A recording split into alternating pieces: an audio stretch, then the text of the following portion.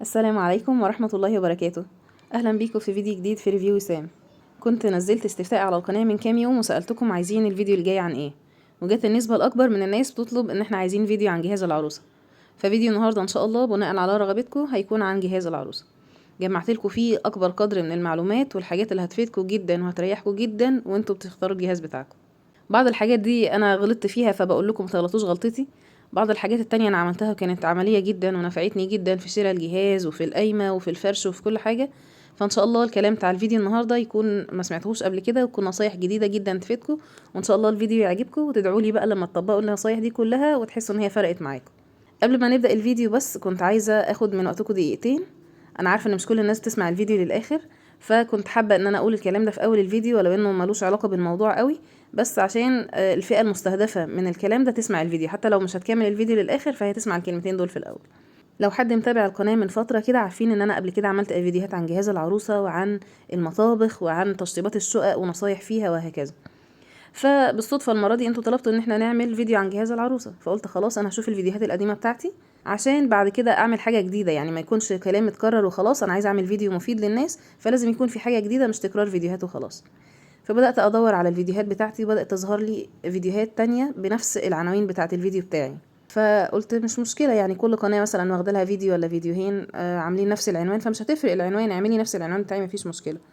المهم لقيت في قناة من القنوات حط تقريبا نفس الصور بتاعتي، يعني مثلا انا عامله صوره معينه للفيديو بتاعي وعامله عليها علامات اكس في اماكن معينه وكاتبه كلام معين، فلقيت نفس الصور عندها نفس العنوان عندها، فخلاص خدني الفضول بقى، سبحان الله هي ظهرت لي من وسط الكل. قلت ادخل اشوف الفيديوهات بتاعتها. بفتح الفيديوهات واتفاجئ بقى ان نفس الكلام بتاعي بالظبط بنفس الترتيب بنفس طريقه الوصف بالظبط هي في الفيديوهات بتاعتها. فيعني انا مش عارفه ايه ده، هل ده يرضي ربنا؟ هل انا عشان اعمل قناة واستفاد ان انا اروح اخد محتوى حد تاني اسرقه؟ لان دي اسمها سرقة محتوى. في حاجة اسمها حقوق طبع ونشر، في حقوق ملكية، يعني ما احترمناش كل ده خالص. فانت تقريبا بتشغلي الفيديو بتاعي وتقعدي تسمعيه وتكتبي ورايا حرف حرف اللي انا بقوله وتقعدي بعد كده تقري من الورقه وتسجلي لك فيديو وتنزليه وتقولي لي القناه وتابعوني وهتعرفوا الاخبار وجبت لكم افكار ومش عارفه ايه. طيب يا شيخي حتى ادي كل واحد حقه.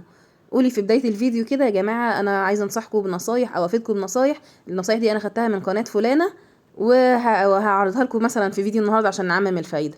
طب استأذنيني حتى. انما انت مفيش خالص، كذا فيديو الاقيهم نفس الصور نفس العنوان نفس الكلام جوه حتى نفس الامثله، يعني ما تعبتيش نفسك حتى ان انت تغيري مثال انا قلته.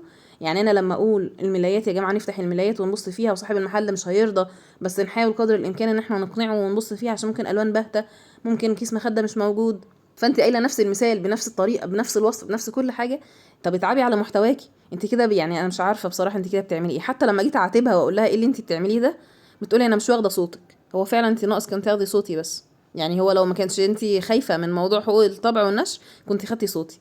طبعا انا عارفة ان الافكار والنصايح دي مش حكر على حد، وانه ممكن حد تاني يكون عنده نفس النصايح ممكن يكون عنده احسن كمان، بس بتكلم على حاجة خاصة بيا انا.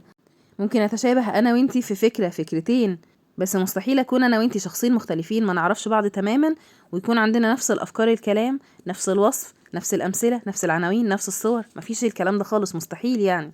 طبعا انا خدت الكلام ده كله سكرين شوتس واحتفظت بيها عندي للعناوين وللصور وللكومنتات بتاعتها اللي بتقر فيها ان هي فعلا عملت كده، وكمان خدت سكرين ريكورد للفيديو بتاعها عشان لو اتكرر الموضوع ده تاني سواء منها او من اي حد تاني فانا بعد كده مش هحذر بالكلام تاني، انا على طول هعمل بلاغات لليوتيوب ان في سرقة للمحتوى وان في محتوى معاد استخدامه. واكيد اي حد عنده قناة عارف ان لو حصل بلاغات زي كده القناة بتاعته بتتقفل. فيا ريت نتقي الله في شغلنا، نتعب على محتوانا، نفكر ونعمل احنا محتوى خاص بينا عشان ما نقابلش مشكلة زي كده. معلش على انفعالي بس فعلا الكلام ده كان مضايقني جدا وكان لازم اقوله، خصوصا ان انا شخص ما بتنازلش خالص عن حقي ما بسيبش حقي، وخصوصا كمان ان ربنا اعلم الواحد بيتعب قد ايه عشان يطلع محتوى مفيد ومحترم وسلس ومرتب زي ما انتوا دايما بتقولوا لي. كمان الواحد عنده شغله وعنده بيته وعنده ولاد صغيرين، فان انت تيجي تنسبي الحق كله لنفسك لا ما ينفعش خالص. معلش ضيعت لكم وقت كتير قوي واتكلمنا كتير قوي في بدايه الفيديو، بس زي ما قلت لكم الكلام ده كان لازم يتقال والا انا مش هكون مرتاحه نفسيا. نرجع بقى لموضوع الفيديو النهارده وهي نصايح لجهاز العروسه. عايزاكي بقى تجهزي ورقه وقلم وتكتبي معايا النقط اللي هقولها لك دي واحده واحده بالترتيب. واحد، قبل ما تبداي تجيبي الجهاز بتاعك خالص لازم نتكلم في حاجه لازم كلنا نغيرها، وهي اننا نغير فكره الاعداد بتاعه الجهاز خالص. الافضل بالنسبه لنا ان احنا نجيب حاجات بسيطه بس تكون قيمه وشيك افضل ما نجيب حاجات كتير قوي ويكون كلها شعبيه. نفسي نتخلص من العادة بتاعت 50 فوطة و50 ملاية و60 طقم حلل والحاجات دي كلها. حتى لو زمان كان الوضع يسمح بالكلام ده، فدلوقتي وبالأسعار بتاعت دلوقتي أظن الوضع ما يسمحش خالص. تغيير العادات دي بقى مش هيجي غير لما كل الناس تتفق على نفس الحاجات. لازم العروسة تكون مقتنعة بالكلام ده وتكون مش متطلبة وما تكلفش أهلها فوق طاقتهم. لازم العروسه ما تفضلش تقارن بينها وبين حد تاني وتفضل تقول لا احسن الناس يتكلموا علينا، اصل مش عارفه مين جابت قد ايه ومين جابت قد ايه. ملناش دعوه بالكلام ده. كمان الحاجه الاهم بقى العريس اللي بتقعد مثلا تعاير العروسه وتقول دي جابت مش عارفه ايه وجايبه ايه قليل وجايبه ايه زياده. فلازم كلنا مع بعض نتفق ان احنا نغير العادات دي خالص، نتخلص من العاده دي خالص في المجتمع المصري. يبقى كده النقطه الاولى ان احنا هنجيب حاجات بسيطه بس تكون قيمه وشيك افضل ما نجيب حاجات كتير قوي وتكون شعبيه. 2، هنجيب بقى كشف كده او هنجيب ورقة فلوسكاب او نطبع ورق من على النت بكشف بجهاز العروسة. الكشف ده هنكتب فيه كل الحاجات اللي احنا هنحتاجها بالاعداد، واي حاجة هتخلص هنشطب عليها. انا كنت عاملة لنفسي كشف زي كده وفعلا افادني جدا في موضوع الجهاز، لان حاجات كتير قوي بتجيبوها وبتنسوها. بنجيب مثلا حاجة معينة ونحطها وننسى ان احنا جبناها ونجيب غيرها وهكذا. انما الكشف هيعرفك انت جبتي ايه وما جبتيش ايه، فالموضوع هيكون سهل جدا وهتخلصي بسرعة وتحسي ان انت حتى انجزتي. كل ما تشطبي على حاجة تحسي ان انت انجزتي وجبتي حاجات كتير قوي. اهم حاجه وانت بتعملي الكشف بتاعك ده عشان ما تنسيش حاجه، ان انت اعملي خانه كده مثلا خاصه بالمفروشات، خانه خاصه بحاجات المطبخ، خانه لحاجات النيش، خانه للاجهزه وهكذا عشان ما تنسيش اي حاجه خالص. ولو محتاجين الكشف بتاع جهاز العروسه بالاعداد ده اكتبوا لي في الكومنتات وان شاء الله هعمل لكم فيديو كامل عنه. 3، دايما لما تبداي تجهزي ابداي بالحاجات اللي ما بتقدمش الاول، زي مثلا الحاجات اللي هي صواني مثلا الومنيوم بتاعه الكيك او بتاعه المخبوزات، طقم ستانلس، الحاجات دي كلها ما بتقدمش. انما ما تجيبيش حاجات موضتها هتقدم وبعد كده تضطري ان انت تشتري جديد تاني. 4، نشتري دايما الاساسيات الاول وبعد كده نشتري الفرعيات. زي مثلا دلوقتي انا عايزه اجيب خلاط وعايزه اجيب هاند بلندر، اجيب ايه فيهم الاول؟ اكيد طبعا الاول هجيب الخلاط وبعد كده لو بقي فلوس هجيب الهاند بلندر. ما بقيش فلوس خلاص فالخلاط هيغني عن الهاند بلندر، لكن ما ينفعش العكس.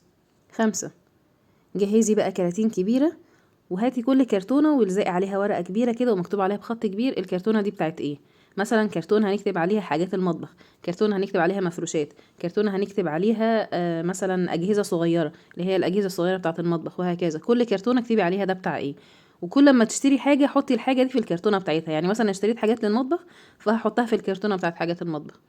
اشتريت جهاز صغير مثلا وليكن مطحنه ولا اي حاجه فهحطها في الكرتونه بتاعت الاجهزه الصغيره برضو اللي مكتوب عليها اجهزه صغيره، وهكذا. الموضوع ده هيسهل عليكي جدا، خصوصا كمان لما تيجي تنقلي العفش بتاعك ان شاء الله. فالناس اللي بيطلعوا العفش هتقولي لهم كل كرتونه تتحط في المكان اللي مكتوب عليه. مثلا حاجات المطبخ هتتحط في المطبخ، حاجات المفروشات هتتحط في اوضه النوم، بدل ما تلاقي كل الكراتين محطوطه على بعض في الصاله وتبداوا انتوا بقى تنقلوا وتدوروا دي بتاعت ايه ودي بتاعت ايه. فموضوع الكراتين المكتوب عليها دي بيريح جدا وبيوفر وقت. حاجة مهمة كمان خدوا بالكم منها، وهي الكراتين اللي هتحط فيها طقم الصيني او كاسات او اي حاجة فيها ازاز، لازم نكتب بخط واضح كده ورقة كبيرة على الكرتونة ان ده زجاج قابل للكسر، عشان الناس لما تيجي تشيل تاخد بالها، وعشان كمان انتوا لما تيجوا ترصوا الجهاز بتاعك حتى في شقتكم لسه يبقى تاخدي بالك ان الكرتونة دي هتتحط فوق الكراتين مش تحتها عشان مش حاجة تتكسر. 6، خلاص بقى بدأتي تشتري الجهاز بتاعك، كل ما تشتري اي حاجة خدي الفاتورة بتاعت الحاجة دي وصوريها على الموبايل. ليه؟ لان في بعض الفواتير بتتمسح، فالافضل ان العروسة تعمل فولدر كده على الموبايل وتسميه الجهاز او فواتير الجهاز، وكل ما تجيب حاجة تصور الفواتير بتاعتها وهكذا.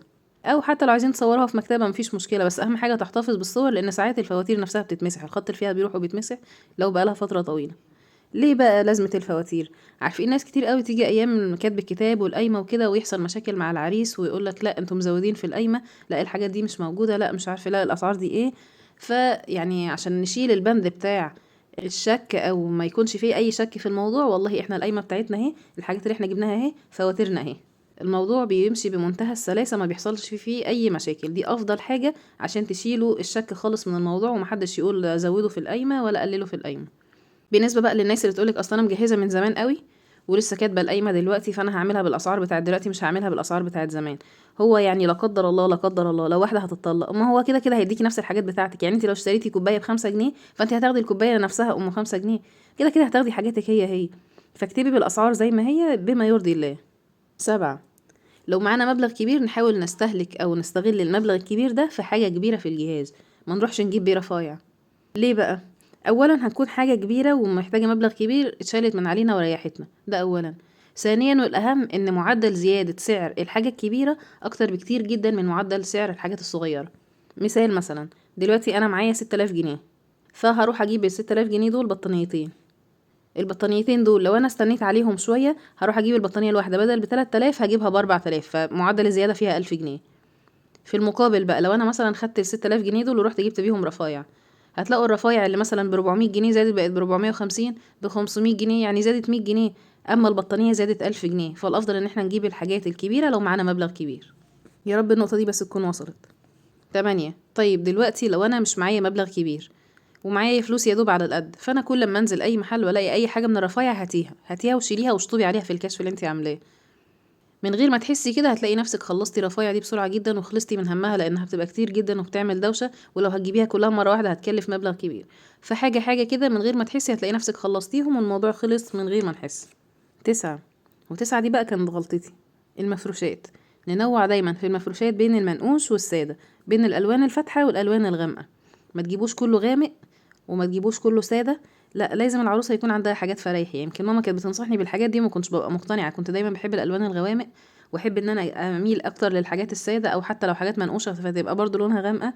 ف يعني بعد لما اتجوزت وكده وبدات افرش الحاجات، حسيت ان فعلا كان العروسه محتاجه تكون جايبه حاجات افتح وتكون جايبه حاجات فرايحي شويه زي ما بيقولوا كده.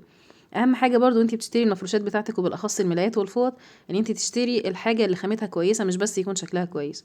لازم الخامه تكون قطن، لازم تكون خامتها كويسه وتكون عمليه كمان. يعني ما اروحش مثلا اجيب الكياس بتاعه المخدات والخدوديات يكون عليها جوبير ويكون عليها ترتر وحاجات اللي هي بتعور اصلا، مش هنعرف نستخدمها وننام عليها. فالملايات تكون قطن خامته كويسه، والفوط كمان تكون قطن وتكون بتنشف كويس، ما تكونش اللي هي الحاجات الشعبيه. 10.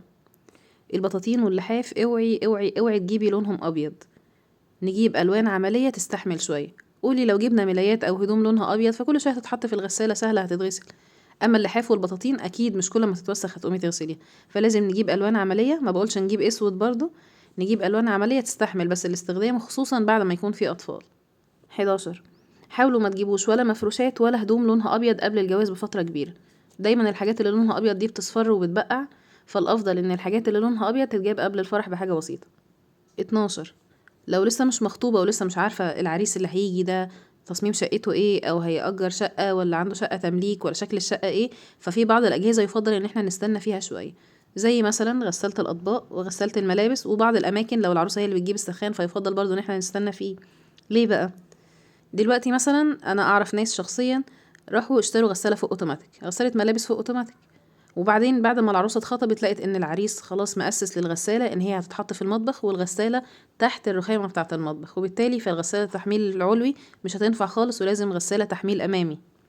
فالحل عشان يحلوا الموضوع اكيد مش هيكسروا الرخامة ويبوظوا المطبخ، خصوصا انها في نص المطبخ في نص الرخامة، فمش هيبوظوا الرخامة ويبوظوا المطبخ. فعملوا ايه؟ راحوا شايلين الغسالة خالص حطوها في مكان تاني وعملوا خراطيم بقى ماشية على الارض وحاجات كده صعبة جدا. بالنسبه للسخان نفس الكلام، لو السخان هيبقى على العروسه ففي ناس ممكن يكون ما عندهمش غاز وتضطري انت تجيبي سخان كهرباء، او العكس. غسالة الاطباق ممكن العريس شقته ضيقه جدا ملهاش مكان لغسالة الاطباق، هنجيبها ونركنها. ففي بعض الحاجات يعني يفضل ان احنا نستنى فيها شويه، ما نتسرعش فيها من بدري. 13. لما نبدأ نشتري الأجهزة دايما نبدأ بالأجهزة الأساسية وبعد كده الأجهزة الفرعية. ايه هي الأجهزة الأساسية؟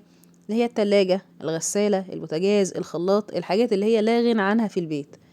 ايه هي الحاجات الفرعية؟ الديب فريزر، غسالة الأطباق، هاند بلندر، الكيتل أو اللي هي الغلاية بتاعة المية. كل الحاجات دي نقدر نستغنى عنها، مفيش مشكلة. طيب امتى نبدأ نشتري الحاجات الفرعية دي؟ لو هي أجهزة صغيرة زي مثلا هاند بلندر، الغلاية بتاعة المية والحاجات دي كلها ممكن نشتريها مجرد ما خلصنا الأجهزة الكبيرة ومعانا شوية فلوس نقدر نجيبها عادي. أما الأجهزة الكبيرة واللي تعتبر في نفس الوقت فرعية زي مثلا الديب فريزر، زي غسالة الأطباق وكده، دول ما نجيبهمش غير بعد الخطوبة. ودول هيتجابوا على أساس حاجتين. أول حاجة فيهم والأهم هي الفلوس، احنا معانا فلوس كام. تاني حاجة هي المساحة بتاعة الشقة. يعني أنا مثلا دلوقتي حتى لو معايا فلوس ومساحة الشقة ضيقة هروح أجيب ديب فريزر هحطه فين؟ أو هحط غسالة أطباق فين لو ملهاش مكان؟ هركنها. قول الديب فريزر ممكن في ناس بتحطه في الأوضة، بتحطه في الصالة، بتحطه في أي حتة هيتحط، إنما غسالة الأطباق مثلا مش هتتحط في أي حتة. فيعني خلينا دايما في الأساسيات الأول وبعد كده الفرعيات بعدها. 14. زي ما قلت لكم في بداية الفيديو ان احنا نيسر الموضوع ونبسط الموضوع خالص وموضوع الجهاز ونجيب على قدنا. زي ما هقولكوا تاني دلوقتي، الا الاجهزة الكهربائية المعمرة ما نسترخصش فيها ابدا، دايما هاتوا افضل الماركات، لان الاجهزة مش هتتغير كل يوم. لو طقم ملايات هيتغير، فوط هنشتري جديد، حلل هنشتري جديد، اما الاجهزة سعرها غالي جدا، بلاش ان احنا نجازف فيها ونجيب حاجة مش كويسة عشان ما تبوظش ونضطر ان احنا نشتري تاني، وبالتالي هنكون اهدرنا فلوس بس مش اكتر. فالاجهزة الكهربائية المعمرة دايما ما نسترخصش فيها، دايما نجيب فيها افضل الماركات. 15، لما تروحي تجيبي الحاجات بتاعة المطبخ دايما احرصي ان انت تجيبي الحاجة العملية ويكون في نفس الوقت شكلها حلو. بلاش نبص للشكل بس وننسى بقى خالص هي عملية ولا لا. زي ايه مثلا؟ زي طقم الحلال الاستانلس اللي هو حاجة من اساسيات المطبخ. في ناس تروح تجيب طقم حلل استانلس بيكون شكله حلو جدا، بس للاسف يكون الغطا بتاعه بايركس او ازاز من فوق. مجرد وقعة واحدة خلاص كده الحلة ما بقاش ليها غطا. انا عارفة ان هما بيكون شكلهم حلو جدا وبيكون حاجة مغرية، بس دايما نفكر في ان الحاجة تكون عملية زي ما هي شكلها حلو، مش بس نفكر في الشكل ونهمل خالص الجانب العملي. 16، حاولي بقدر الامكان تقللي الحاجات اللي هتتحط على رخامه المطبخ. انا عارفه دايما العروسه لما بتتجوز بتعرض بقى الحاجات بتاعتها وتحطها على الرخامه عشان الناس تيجي تتفرج وكده، بس هقولك ان كل الحاجات دي بعد كده هتشيليها وتبقى عامله لك زحمه ومضايقاكي جدا. الرخامه دي يعني مساحه عمل في المطبخ، محتاجه دايما تكون فاضيه. فيا اما تقللي الحاجات اللي هتتحط على الرخامه عشان يكون عندك مساحه كبيره كافيه ان انت تستخدميها على الرخامه، يا اما تلجئي للحاجات اللي بتتعلق على الحيطه، بلاش اللي بتتحط على الرخامه على طول. 17، الهدوم بتاعه العروسه ما تتجابش غير بعد الخطوبه، ونخلي اخر حاجه خالص هي هدوم الخروج، لان دايما الموضه بتتغير والالوان بتتغير وبيظهر دايما موديلات جديده. 18، وانتي رايحه تشتري حاجه النيش او الكاسات بتاعه النيش يعني، احرصي دايما ان اغلب الكاسات تكون ساده. الحاجات الساده اللي هي بتكون بسيطه خالص دي والازاز بتاعها زي كريستال كده رفيع وخامته كويسه وشكله شيك، بيكون شكلها حلو جدا في النيش. ولو عايزه تكسري اللون او عايزه تضيفي بعض الالوان للنيش، فمثلا نجيب طقم او طقمين كده ملونين ويكون اللي هو الكاس كله لون واحد، بلاش الحاجات بقى اللي عليها ترتر والحاجات اللي شكلها غريب دي. نحط كاسات كده اللي هي ملونة كلها لون واحد من فوق لتحت، بيبقى شكلها شيك برضو بس ما نكترش منها، بحيث ان النيش اللي بيكون كله سادة او اللي بيكون فيه الوان بسيطة بيكون شكله دايما احلى وبيكون ارقى بكتير. اعملي حسابك كمان وانت رايحه تشتري الكاسات او كوبايات الشاي او كوبايات العصير ان احنا نختار طقم يكون شيك كده، طقم كاسات وطقم كوبايات ميه وطقم كوبايات عصير يكون شكله شيك، نجيب منه 12 ما نجيبش منه 6 بس. ليه بقى؟ لان في بعض الاحيان هيجيلك عدد كبير جدا من الزوار مره واحده او الضيوف مره واحده، فمش من اللطيف ان انت تقدمي لهم شكلين مثلا من الكاسات، ما بيكونش شكلها حلو والناس تبدا تبص الكاس ده صغير عن ده، الكاس ده شكله حلو عن ده، طب ليه اديتني انا ده واديت التاني ده؟ فبيكون شكلها مش حلو. فالافضل ان احنا نختار طقم كاسات واحد بس يكون شيك كده نجيب منه 12. طقم كوبايات شاي شكله شيك نجيب منه 12. طقم كوبايات عصير يكون شكله شيك نجيب منه كام؟ 12 برضه. وده هتستخدميه اكتر بعد الفتره بتاعه الفرح، لما الناس تيجي تبارك لك بعد الفرح بيكونوا دايما عدد كبير، ما بيجوش 2 3 كده مع بعض، بيكونوا اعداد. فعشان تقدمي فيها الحاجات ويبقى شكلها حلو كمان لو عندك عزومات برضه هيكون الموضوع لطيف جدا، احسن ما تقدمي كاسات شكلها مختلفه. وهوضح اكتر الموضوع ده في طقم كاسات واحد بس، طقم كوبايات واحد بس، طقم كوبايات شاي واحد بس. مش كل الحاجات هنجيب منها 12، الباقي كله هنجيب 6 عادي جدا، الا الحاجات اللي هنستخدمها لو عندنا ضيوف او الناس اللي تيجي تبارك بعد الفرح. 19، في حاجتين بقى كده في النيش عاملين عقدة للناس، طقم الخشاف وطقم الجيلي اللي هم اصلا محدش بيستخدمهم. طقم الخشاف ده مفيش حد بيستخدمه، بيتحط بس في النيش كده منظر. طقم الجيلي ممكن نستخدمه مرتين 3 وخلاص كده تفاريح وبيتشال، فنجيبهم شكلهم حلو بس في نفس الوقت ما ندفعش فيهم مبالغ كبيرة. 20، ودي النقطة الأخيرة في فيديو النهاردة، اهتموا جدا بصواني التقديم سواء الصواني الاستانلس أو الصواني الخشب. الصواني الاستانلس لازم نجيبها من نوعية كويسة وتضمنوا ان الاستانلس بتاعها كويس عشان بعد كده ما يصديش. الصواني الخشب كمان خدوا بالكم ان يكون الارضيه بتاعتها تكون من الاكريليك بلاش من الازاز عشان لو وقعت ما تتكسرش، ده اولا. ثانيا يكون الخشب بتاعها محمل وكويس، مش اللي هو الكرتون المضغوط او MDF اللي هو لو جه عليه شويه ميه بيبوظ. وخلي بالكم ان شكل صواني تقديم دي بيفرق جدا في الشكل بتاع الحاجات اللي العروسه بتقدمها. ممكن تكوني مقدمه في طقم كاسات شيك جدا بس الصينيه مش كويسه او الصينيه صدت او اي حاجه، فبتدي انطباع وبتدي منظر مش حلو خالص. وبس كده، دي كانت كل النصايح اللي بدأنا بيها النهارده. ان شاء الله نكمل سلسله جهاز العروسه في الفيديوهات الجايه. شوف عايزين نتكلم عن ايه بالتفصيل في الفيديوهات الجايه وان شاء الله نعمله في اقرب وقت. كمان زي ما قلت لكم لو محتاجين كشف بجهاز العروسه بالاعداد قولوا لي في الكومنتات وان شاء الله هعمله لكم في فيديو قريب جدا. وبس كده، ده كان فيديو النهارده، اشوفكم ان شاء الله في فيديو جديد. كنتم في ريفيو سام، والسلام عليكم.